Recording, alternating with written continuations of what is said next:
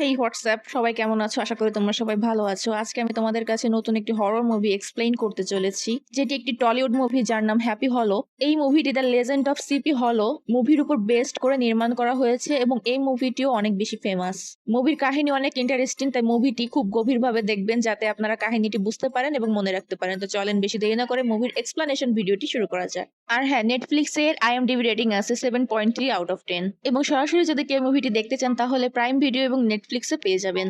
কাহিনী শুরুতে আমাদের পিটার ভ্যান গ্যারেট নামক একজন লোককে দেখানো হয় যে একটি ডকুমেন্ট সাথে নিয়ে নির্জন রাতে কোথাও যাচ্ছিল এবং ওই রাতে আবহাওয়া খুব বেশি ভালো ছিল না এবং তখন সে হঠাৎ করে দেখতে পায় যে সে যেই গাড়িতে যাচ্ছিল সেই গাড়ির ড্রাইভারের মাথা তার থেকে আলাদা হয়ে গিয়েছে এবং সেটা দেখে খুব বেশি ভয় পেয়ে যায় এবং ভয়ানক পরিস্থিতির শিকার হয়ে সে ক্ষেতের মধ্যে দিয়ে দৌড়াতে থাকে এবং তখনই সেখানে কেউ একজন চলে আসে এবং তারও মাথা তার বডি থেকে আলাদা করে দেয়। সিন অনেক বছর পর শিফট হয়ে আমাদের নিউ ইয়র্কে দেখানো হয়, যেখানে আমাদের এই মুভির মেইন প্রোটাগনিস্টকে দেখানো হয় যার নাম ইকাবট ক্রেইন ছিল এবং ইকাবট ছিল একটি গোয়েন্দা সংগঠনের অফিসার এবং ইকাবটের তার শহরের আইন শৃঙ্খলা মোটেও পছন্দ ছিল না। তার মতে কোনো ভিকটিমকে সাজা দিতে হলে অবশ্যই তার ব্যাপারে আগে যাচাই বাছাই করে নিতে হবে যে সে কেন এটা করেছে, কিসের জন্য করেছে।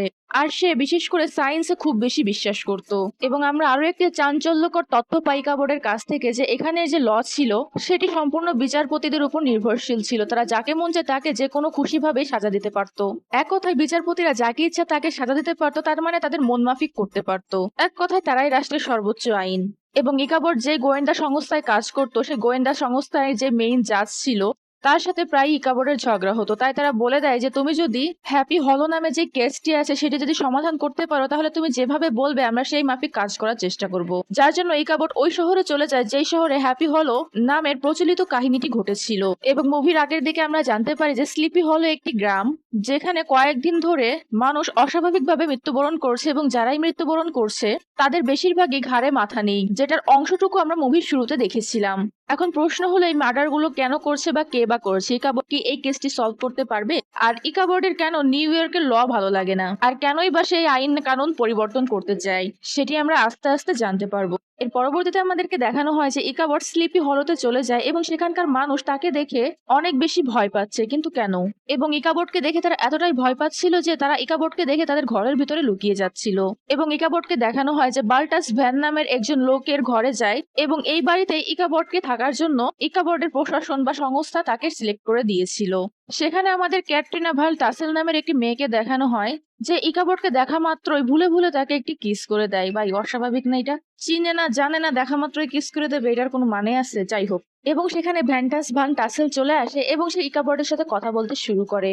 তখন ইকাবট ভ্যান্টাসের সাথে কথা বলে যে কেন এই শহরে এরকম মার্ডার হচ্ছে, নিশ্চয়ই কোনো সিরিয়াল কিলার আছে যে কিনা তার খুশির মতো মানুষকে মারছে যাতে নিজেকে স্যাটিসফাইড করতে পারে। তখন ইকাবট আরো বলে যে এক সপ্তাহের ভিতরে এখানে 3জন মানুষ মারা গিয়েছে, কিন্তু কেন, এর পেছনে কারণ কি, কেউ কি তাকে বলতে পারবে? এরপর সেখানে থাকে একজন বুজুর্গ ব্যক্তি যার নাম জেমস হ্যান্ডার ব্রোক। সে বলে যে এই কাজটি একটি অশরীরী করছে যার গর্দান নেই এবং সে অশ্ব চালায় বা ঘোড়া চালায়, মানে পুরোনো আমলে যে যুদ্ধ হতো না ঘোড়ার পিঠে চড়ে, ওই ঘোড়া চালায় আর কি। এই কথা শুনে ইকাবট বিলিভ করে না, কারণ সে সায়েন্সে বিশ্বাস করত। আর সে ভাবতেও পারেনি যে এখানে এসে তার সাথে একটি সুপার ন্যাচারাল অ্যান্টিটি বা ডেমনের সাথে দেখা হবে বা এই ধরনের কোনো কাহিনী সে শুনবে। তখন আমাদের পুরনো একটি কাহিনী বলা হয় যেখানে বলা হয় যে জার্মানের একজন রাজকুমারী ইংল্যান্ডকে কবজা করার জন্য, যার জন্য ইংল্যান্ডকে দখল করার জন্য সে আমেরিকান কিছু সোলজার পাঠায়, যার মধ্যে একটি সোলজার খুন খারাপ এবার রক্তের পাগল ছিল।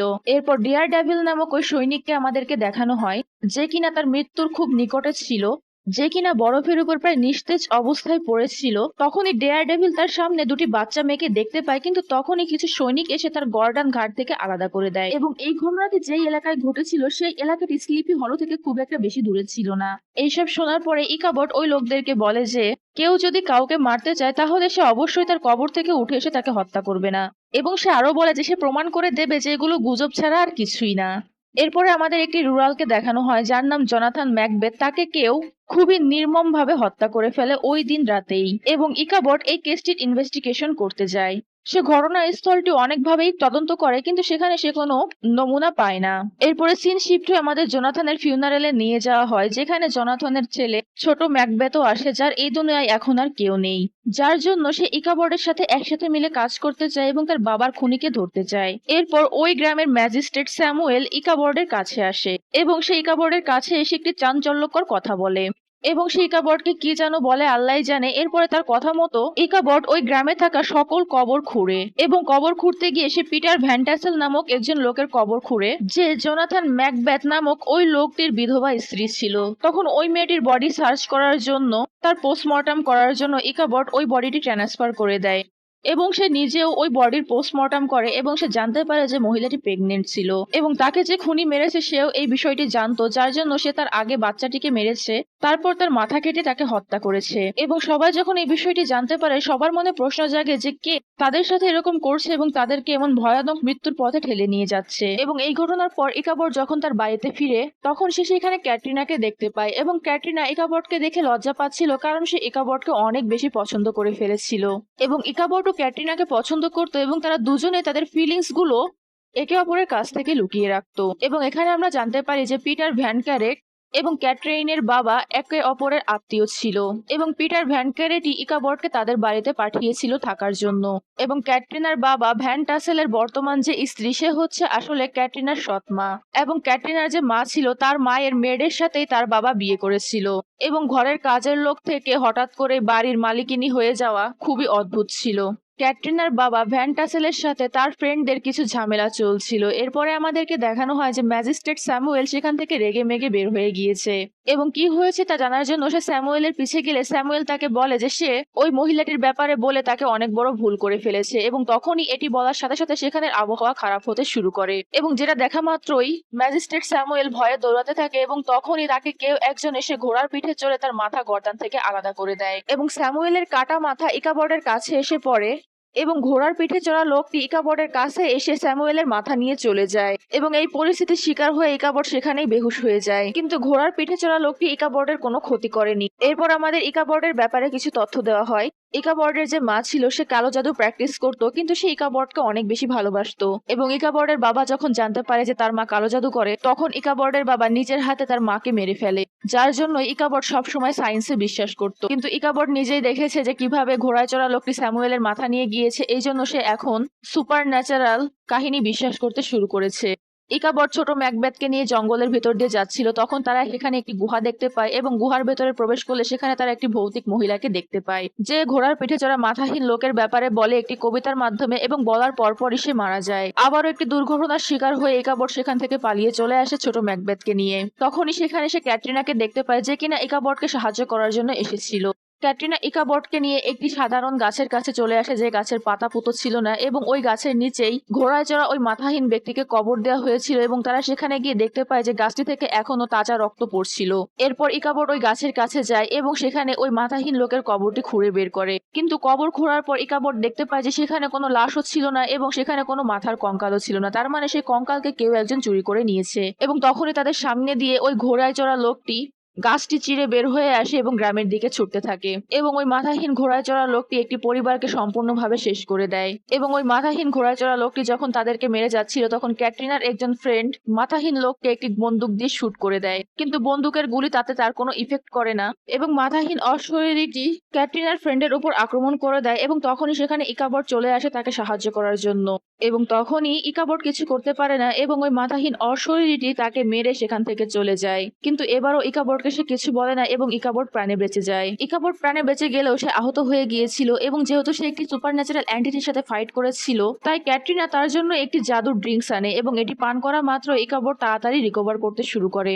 এরপরে ইকাবটকে দেখানো হয় যে ওই ডকুমেন্টারির ব্যাপারে রিসার্চ করছিল। এরপরে সে জানতে পারে যে পিটার ভ্যান গেরেটের ফ্যামিলির মধ্যে তার ছেলে ছাড়াও আরেকজন ব্যক্তি ছিল এবং এই সত্যতা যাচাই করার জন্য ইকাবট ম্যাকবেথকে নিয়ে জেমস নামের একজন লোকের কাছে যায় এবং সেখানে তারা জেমসকে পায় না, কিন্তু সেখানে গিয়ে ম্যাকবেথ তার বাবার একটি ব্যাগ দেখতে পায়, যেখানে পিটারের একটি চিঠি ছিল, যে চিঠিটা ম্যাকবেথের বাবার স্ত্রীর জন্য এসেছিল। এবং এখানে একটি কথা ক্লিয়ার হয়ে যায় পিটার এবং উইনশিপ নামের ওই মহিলাটির একটি সম্পর্কের মধ্যে ছিল এবং তারা বিয়েও করে নিয়েছিল। ওই ডকুমেন্টারি পড়ে ইকাবট জানতে পারে যে এটা পিটার ভ্যান ক্যারেটের একটি উইল, এবং ইকাবট যে মহিলাটির লাশ পেয়েছিল তার এই উইল পড়ে সে জানতে পারে যে ওই মহিলার সাথে এই পিটারের সম্পর্ক আছে, এবং এর সাক্ষী হচ্ছে জোসেফ নামের ওই লাইব্রেরিয়ান লোকটি।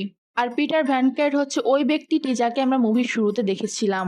এবং এতটুকু তথ্য জানতে পেরে ইকাবট বুঝতে পারে যে এমন একজন কিলার আছে, সেই সিরিয়াল কিলার শুধু পিটার সম্পর্কে যারা জড়িত আছে তাদেরকেই ধরে ধরে হত্যা করছে।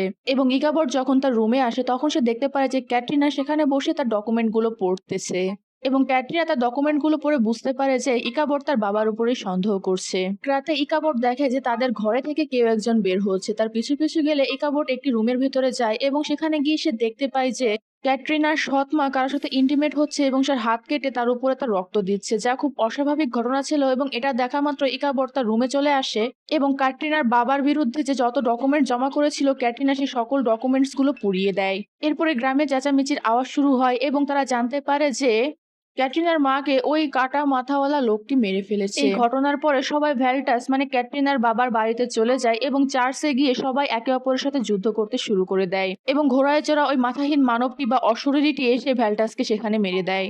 ইকাবট ঘটনাস্থলে পৌঁছে যায় এবং সে সেখানে গিয়ে দেখতে পায় যে সেখানে কেউ একজন কালা জাদুর সাইন এঁকে রেখেছে, এবং এই সাইনটি যে চক দিয়ে আঁকা হয়েছিল সেটি ক্যাটরিনার হাতে সে দেখতে পায়। এবং ইকাবট মনে করে যে এই সমস্ত কিছুই ক্যাটরিনা করেছে, কারণ তার বাবা মা দুজনই এখন মারা গিয়েছে এবং তারা মারা যাওয়ার কারণে তাদের সমস্ত সম্পত্তি এখন ক্যাটরিনার নামে হতে চলেছে। আর এই সম্পত্তির লোভেই হয়তো বা ক্যাটরিনা এতদিন যাবৎ এই সবকিছু করে বেড়াচ্ছিল, এবং সে ক্যাটরিনাকে এতটাই পছন্দ করতো তাই এগুলো সে সহ্য করতে না পেরে সেই গ্রাম ছেড়ে চলে যায় এবং ক্যাটরিনাও তাকে দেখতে থাকে। কিন্তু তখনই ক্যাটরিনার কাছে তার স্টেপ মাদার ম্যারিয়া ভ্যান টাসেল চলে আসে। কিন্তু এটা কি করে সম্ভব? সে তো কিছুক্ষণ আগেই মারা গিয়েছিল, তাই না? এখানেই এই মুভির আসল রহস্যটি খুলে যায়। মারিয়া ক্যাটরিনাকে ওই ঘোড়ায় চলা মাথাহীন লোকটির আসল মাথা তাকে দেখায় এবং বলে যে সমস্ত কিছু সেই করেছে। মুভি শুরুতে আমরা যে পিটারকে দেখতে পেয়েছিলাম, মারিয়া তার উপর এজন্যই রেগেছিল কারণ ছোটবেলায় তারা যে বাড়িতে থাকতো তার বাবা মারা যাওয়ার পরে পিটার তাদের বাড়ি থেকে বের করে দেয়। আর মারিয়ার মা কালো জাদু করতে পারতো, যার কারণে মারিয়া ও তার বোন সহ তার মাকে জঙ্গলে থাকতে হতো। এবং যেদিনকে ডেয়ার ডেভিলের মাথা কেটে নেওয়া হয় ওই দিন ডেয়ার ডেভিল যে দুটি যমজ বোনকে দেখেছিল তারা ছিল মারিয়া এবং তার মারিয়ার বোন। এবং আমরা আরো জানতে পারি মারিয়ার সাথে যে তার যমজ বোনটি ছিল সেটি আসলে ইকাবর্ডের মা ছিল, মানে ইকাবর্ডের মা এবং মারিয়া ভ্যান টাসেল আপন দুই যমজ বোন ছিল এবং তারা দুজনেই কালো জাদু করতে পারত। এবং ক্যাটরিনার মায়ের মেড হয়ে মারিয়া ক্যাটরিনার মাকে মেরে ফেলে এবং তার বাবাকে ম্যানুপুলেট করে তাকে বিয়ে করে নিয়ে সমস্ত সম্পত্তির মালিক হওয়ার চেষ্টা করে, কিন্তু ক্যাটরিনার কারণে সে এটি করতে পারে না, যার জন্য সে সমস্ত ষড়যন্ত্র করে ডেয়ার ডেভিলকে আবারও পুনরায় পৃথিবীতে নিয়ে এসেছিল। তখনই সেখানে ইকাবট চলে আসে এবং তারা বুঝতে পারে যে তারা যে লাশটিকে মারিয়া মনে করছিল আসলে সেটি মারিয়ার চাকরানির লাশ ছিল। আর আমরা যে কালো জাদু চিহ্নটি দেখেছিলাম ওটি মারিয়া হাত থেকে ইকাবটকে বাঁচানোর জন্য ক্যাটরিনা এঁকেছিল। এবং তখনই সেখানে ওই মাথাহীন ডেমনটি চলে আসে এবং ক্যাটরিনাকে মারার চেষ্টা করে, কিন্তু ইকাবট আর ছোট ম্যাকবেথ মিলে ক্যাটরিনাকে নিয়ে সেখান থেকে পালিয়ে যায় এবং মাথাহীন লোকটি ক্যাটরিনাকে ধরে ফেলে এবং তাকে মারতেই যাবে তখন ইকাবট করে কি মারিয়ার কাছ থেকে তার কাটা মাথা তাকে দিয়ে দেয়। ডেয়ার ডেভিলের আসল মাথা খুঁজে পাওয়া যাচ্ছিল না বলে ডেয়ার ডেভিল তার আসল মাথা খোঁজার জন্য মানুষের মাথা কেটে মানুষকে মারা শুরু করেছিল।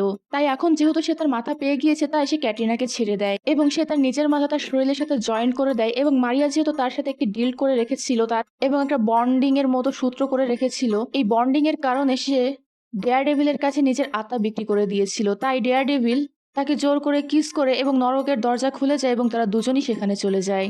এরপরে আমাদেরকে দেখানো হয় যে সমস্ত সম্পত্তি ক্যাটরিনার হয়ে গিয়েছিল আর ইকাবট ও ক্যাটরিনাকে নিয়ে নিউ ইয়র্কে চলে যায়। আর এখানেই এই মুভিটি শেষ হয়ে যায়। এবং আমরা আরো একটি তথ্য জানতে পারি যে ইকাবট যে উইজটিকে দেখেছিল যে তার কবিতার মাধ্যমে ডেয়ার ডেভিলের কথা তাকে বলেছিল সে আসলে ইকাবটের মা ছিল।